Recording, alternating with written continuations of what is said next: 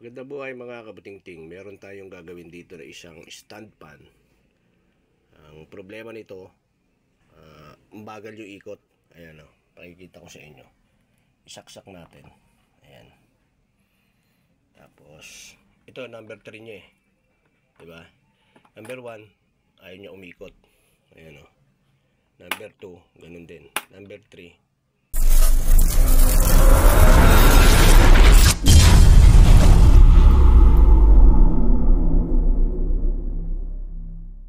wala.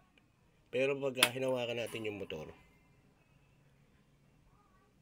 nanginginig siya. Kaya tingnan natin. Plus natin yung cover. Try natin na i-number 3. Ayan o. Tapos iikot natin. Ayan.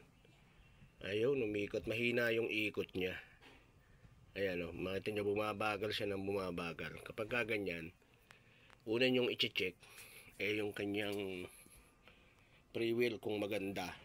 Kung ayos yung free wheel niya, ibig sabihin yung kanyang capacitor. Ayan, napakabagal niya oh. Ayan, makita nyo sa side yung ikot niya, ang bagal. Ayan, ganyan lang siya. Kaya ang gagawin natin, check natin yung itong likod dito tayo mag-check. Ayan. Kaya simulan natin mga kabutingting para ma-check natin kung ang problema ba talaga nito ay yung kanyang capacitor. Ayan, napakabagal o. Number 3 na yan. Ayan yung number 1 nya. Ayan, number 1 o. Ayan yung ikot niya, number 1. Ikot ng number 2. Ayan. Pabagal siya ng pabagal. Yung number 3. Ayan, kung hindi mo siya iikot ng gagalawin, hindi siya iikot. Ayan.